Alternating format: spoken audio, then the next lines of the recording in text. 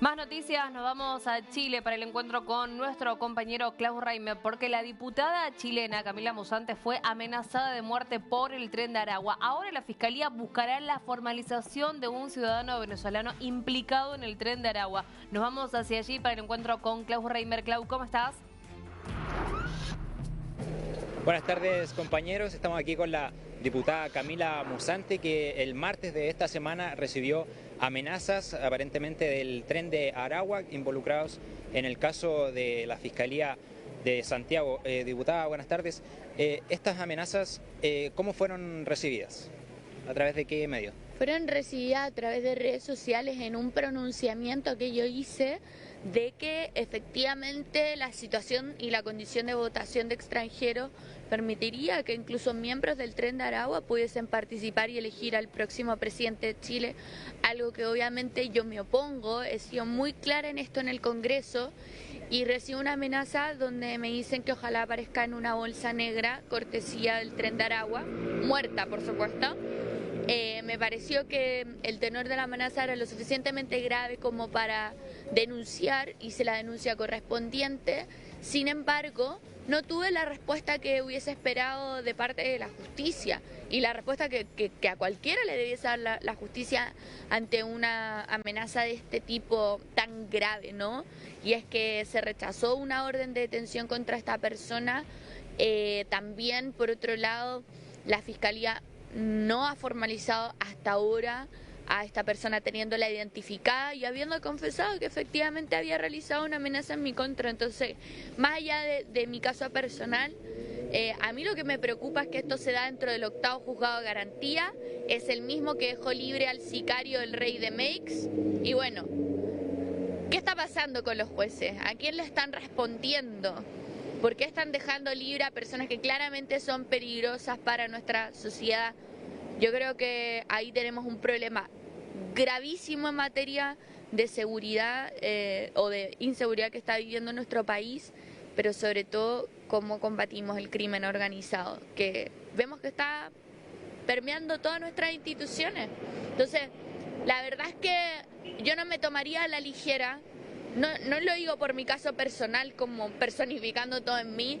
Creo que igual es complejo cuando las autoridades que enfrentamos la corrupción nos amenazan en estos términos y no hay una reacción, porque yo veo a diario muchos alcaldes y alcaldesas combatiendo el narcotráfico en sus comunas, destruyendo animitas, destruyendo estructuras y la verdad es que no quisiera que a ellos les pasara algo tampoco. Entonces es momento de actuar. Le hemos dicho al presidente en varias ocasiones ya desde la semana pasada, en mi caso, antes de que ocurriera lo de mis amenazas, que llame al COSENA, que cite al Consejo Nacional de Seguridad, que estamos en un momento crítico, un punto de no retorno para nuestro país, que todavía podemos actuar, que todavía podemos salvar Chile, no convertirnos en México, no convertirnos en Ecuador, pero es necesario que el presidente actúe ahora.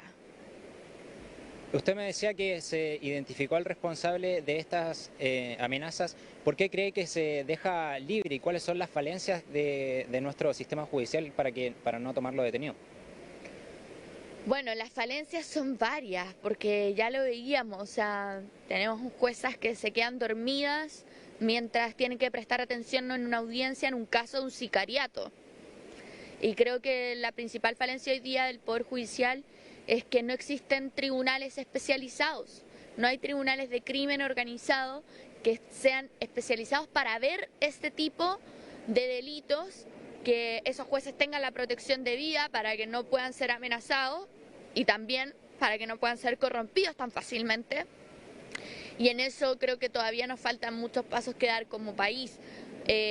Aprobamos la creación de una Fiscalía Supraterritorial que va a significar un avance para combatir el crimen organizado en Chile, pero eso no va a servir de nada si es que no tenemos una justicia especializada. Hay normas de ese proyecto de la Fiscalía Supraterritorial que permiten que los juzgados que tienen más experiencia, por decirlo de alguna manera, en crimen organizado puedan conocer de esas causas.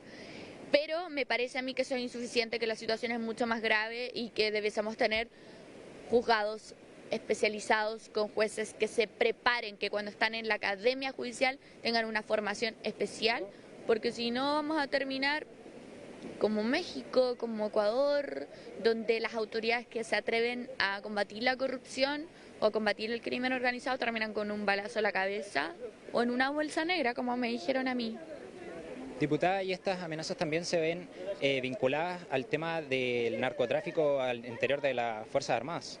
Por supuesto, a ver, de hecho yo el llamado al presidente para que cite al Consejo Nacional de Seguridad lo hice en contexto de que tenemos un avión de la FAT que estaba transportando ketamina, tenemos un cuartel en Colchane con cantidades importantes de cocaína y de pasta base, de droga del ejército. Entonces, esto es inédito en Chile. No habíamos estado en una situación donde nuestras Fuerzas Armadas podamos constatar que tienen vínculos, redes con el narcotráfico, que hay evidentemente una situación de corrupción, que hay una situación de corrupción grave en el Poder Judicial. Esto no es ser alarmista, no es lo que pueda ocurrir en el futuro, está ocurriendo hoy. Y si nosotros no tomamos cartas hoy, de verdad estamos en un punto de no retorno donde ya va a ser demasiado tarde si queremos tomar medidas. Por eso, insisto, citar al Consejo Nacional de Seguridad, insisto, crear tribunales especializados para que combatan el crimen organizado en Chile. Esto no tiene color político, somos todos los chilenos y chilenas combatidos, unidos contra un solo enemigo común que es el crimen organizado.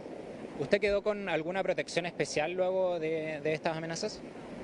Mire, la verdad es que yo entiendo que Carabinero hoy día tiene que estar haciendo su trabajo de patrulla desplegado en la calle, así que por ahora voy a esperar lo que resuelva la Fiscalía. Espero que tomen la decisión correcta de formalizar a esta persona individualizada y también lo que pueda hacer la justicia, pero de ninguna manera voy a estar utilizando recursos que me parece que hoy día se requieren urgentemente con la falta de disposición de Carabineros de Chile y se evaluará si es que hay suficiente riesgo para que tengan que estar escoltadas. Muchas gracias, diputada. Bueno, compañeros, volvemos con ustedes. Hasta ahí las palabras de la diputada Camila Musante.